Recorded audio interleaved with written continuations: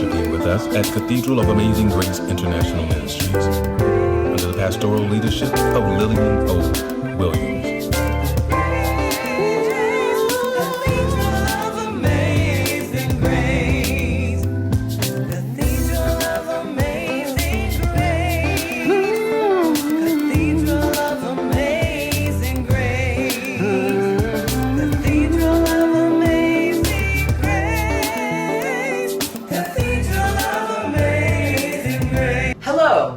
And welcome to the Cathedral of Amazing Grace. Happy Father's Day and happy Juneteenth. My name is Tony Watkins, and it is my pleasure and privilege to introduce today's guest speaker. Today's speaker is someone that I believe embodies exactly the principles we would hold near on a day like Father's Day or Juneteenth: family and freedom. Today's speaker is someone who teaches myself and others the importance and the impact of being a servant, not only to God, but also to our communities. He is an author, he is an entrepreneur whose client list includes presidents, Fortune 100 companies, voting rights organizations, churches, and more. Most exciting to me though, this man is also my father. So without further ado, it is my pleasure, privilege, and honor to introduce to you Vincent B. Watkins.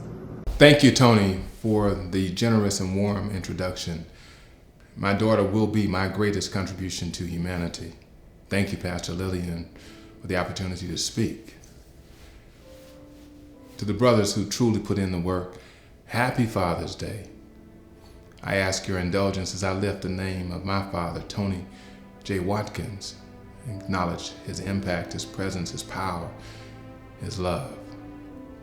I thought it was interesting that I would have an opportunity to speak on the eve of Juneteenth, the day commemorating the good news that slaves in Texas received when word came down that they were free. However, the Emancipation Proclamation had been signed nearly 3 years earlier. A great day for some slaves, but not worthy of a national celebration, because until black people everywhere are free, black people nowhere are free. Now, there is no question that this was a glorious day for some of our ancestors.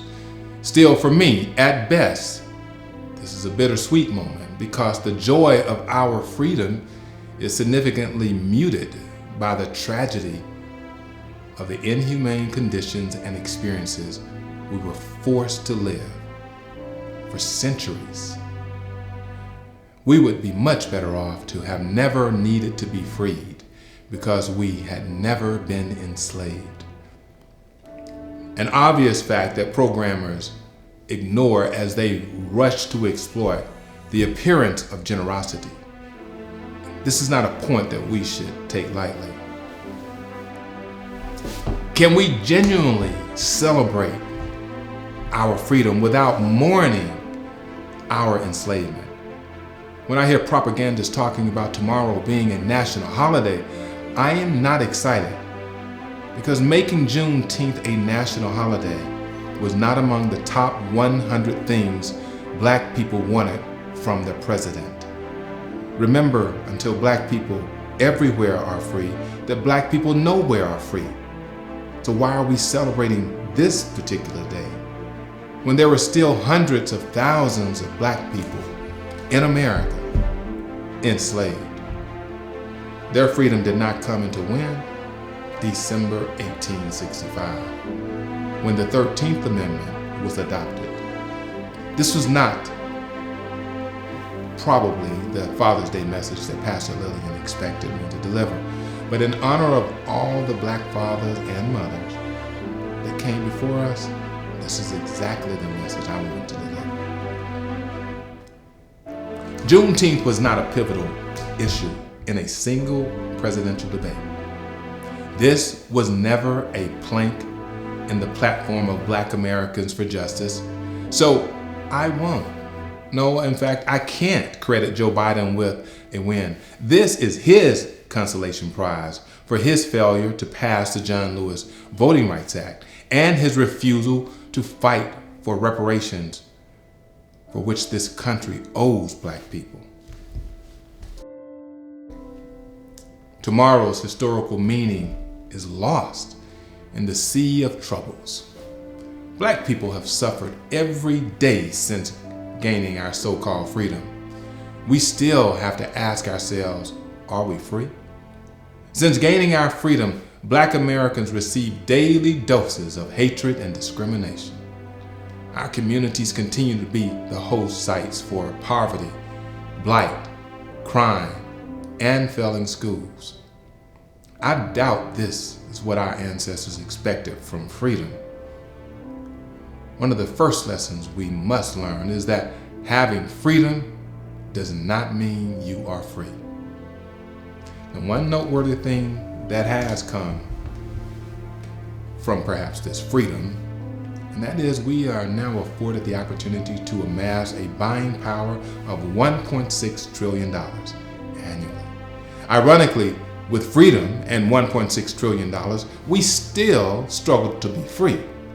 Even with the $1.6 trillion, we complain about Asian and Middle Eastern immigrants who come into our communities and open up nail salons, liquor stores, gas stations, and restaurants. Rather than complaining, why don't we invest the money we pay to the nail salons, the restaurants, the gas stations, the liquor stores, and open our own stores in our communities? Isn't that what free people would do? Come on. We have a buying power of what? $1.6 trillion, and we can't open a chain of nail salons, coffee shops across America? Just one chain. We have the freedom, but we are not behaving like free people.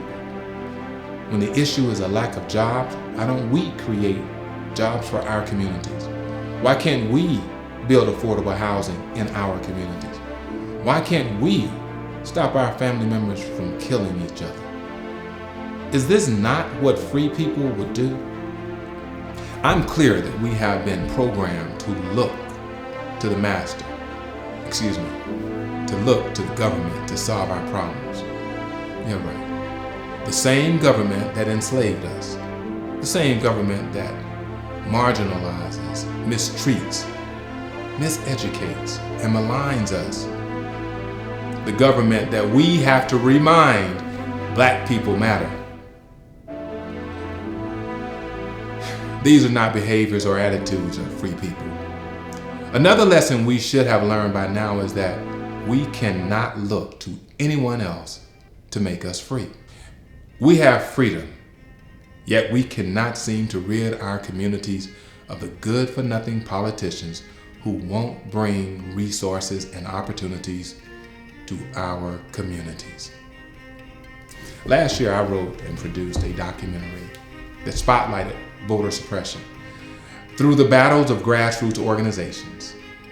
These organizations justifiably had Republicans centered in their crosshairs for their attempts to diminish the voting power of Black people. But this is where it's confusing. We ignore the greatest contribution to voter suppression comes from our community. It's poor performances by current selfish, good-for-nothing politicians whose first, second, third, and last concern is what? Re-election. Why can't we elect better representation and hold them accountable if we are free? We claim to be free, but then we're tethered to the approval of colonizers. We're locked into the mind-numbing propaganda pawned as news, and we're shackled to the mounds of financial debt that keeps us chained to dead-end jobs, paying us just enough to not quit, but not nearly enough to live free. While for some the chains have been loosened or maybe even broken from our necks, still the greatest challenge we have is to free our minds from the cognitive enslavement that has caused us to celebrate the systemic conditions that perpetuate the inhibited lives we accept. The illusion that we are free is evidence the program is working perfectly. Our actions, inactions, reactions, and thoughts result from a complex algorithm embedded to ensure our programmed responses. We have been hacked with a virus that has altered our understanding of reality and responsibilities. Check this out. The average household income for Asian Americans is $95,000. For white Americans, household income is $75,000. The Hispanics come in at $55,000. And black Americans are at the bottom with an annual income of $46,000. Historically, Juneteenth is what it is, but I'm not feeling that excited about the Biden cheerleader squad. This is not what I would expect from people who are free. It's been almost 200 years since Juneteenth, yet many of our brothers and sisters are still on plantations and have no desire to get off. Plantations with corporate veneers. The matrix is real, brothers and sisters. And before you discount the plantation comment, let's consider the structure of a plantation. We begin with the master, who we might call the CEO. And then there's the overseer, who we might refer to as the COO or maybe even the CHRO. And then you have the drivers, which might be black or white. The driver's function is to make sure the slaves do the work that has been ordered by the overseer. Drivers are what we might call middle management. And then you have the workers. There are typically three categories of slave workers. Field slaves. These are your frontline workers. Field slaves would generally work in the fields. Then they would care for the livestock. And they would clear the fields, cut wood, repair buildings and fences.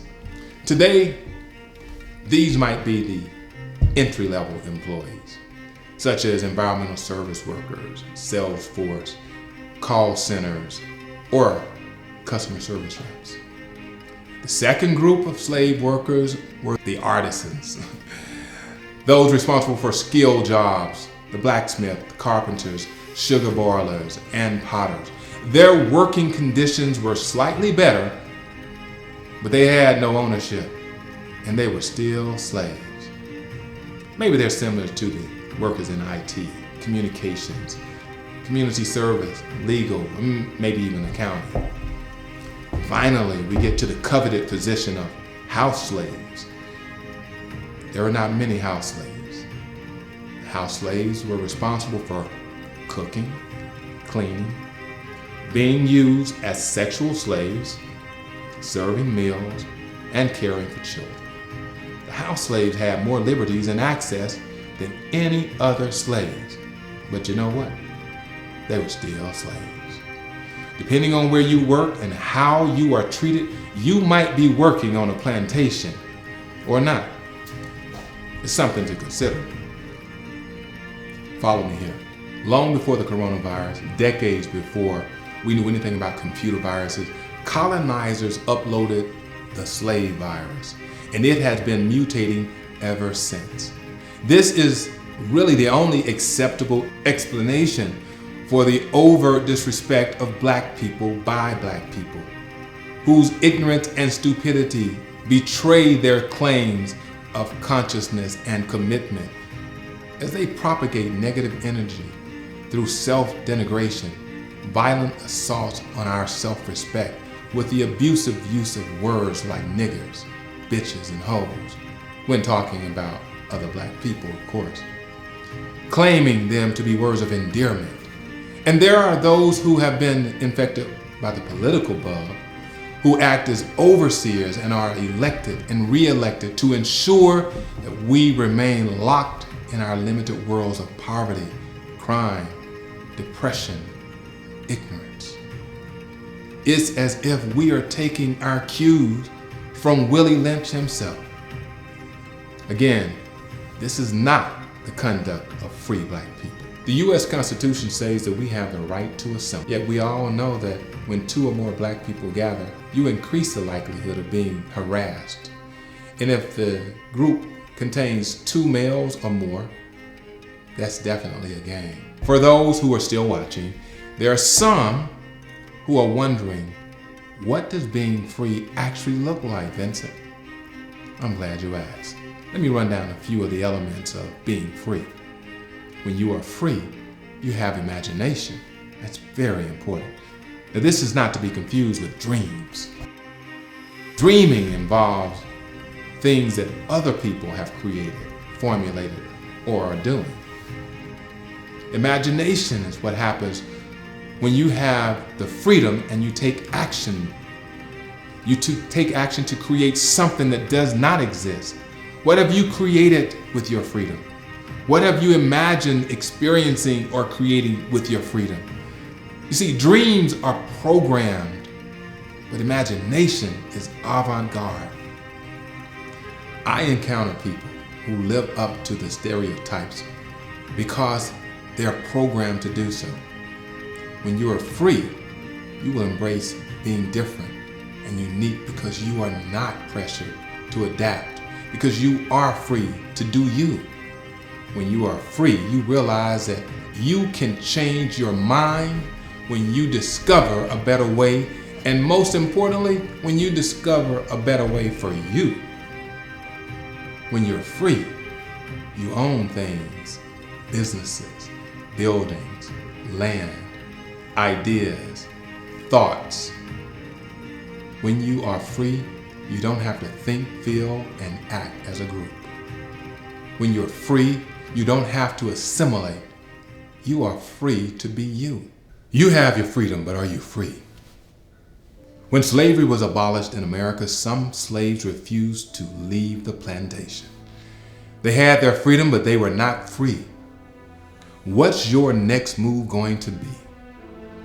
Take the red pill and open yourself up to the experience of being free. We must stop settling. Stop looking for an invitation to get involved. Just start showing up uninvited. Get off the sidelines and get in the game. Visit your children's school. Show up at the council meeting. Attend school board meetings. Stop waiting for somebody else at church to do the right thing. If you have a business, you should be helping people. If you have an idea, share it. Free people know that freedom is not free. We must challenge everything we've been told and question the motives of everyone who told us anything. If you remember nothing else I have said, please remember that freedom was never the right of the United States government to give. Being free is an individual choice that requires you to look within. This idea that someone can take your freedom or bestow on you freedom is a social construct that has been created and exploited by colonizers for their selfish, maniacal, savage interests. Programmed to look no further than the plantation, in many ways it appears that it is taking us centuries to realize we are born free and we die free. What happens in between is determined by what you choose as an individual to do. To be free, you must define what free is for you. You can't accept the definition of someone else. To be free, you must decide what the manifestation of free looks and feels like to you. You must understand that freedom is an internal phenomenon, a personal choice. Check this out. 2 Peter chapter 1, verse 3 tells us, His divine power has given us everything we need for godly life through our knowledge of Him who called us by His own glory and goodness. Our Creator made us with everything we need. All that is necessary is that we look within. Free yourself. You can leave the plantation whenever you decide you want to be free. Tomorrow, as you celebrate Juneteenth, I ask that you take a moment and look at the life you have made for yourself and ask yourself the question, does this life reflect the life of a free man or woman? And please don't forget, you've got to be brave before you can be free. Thank you.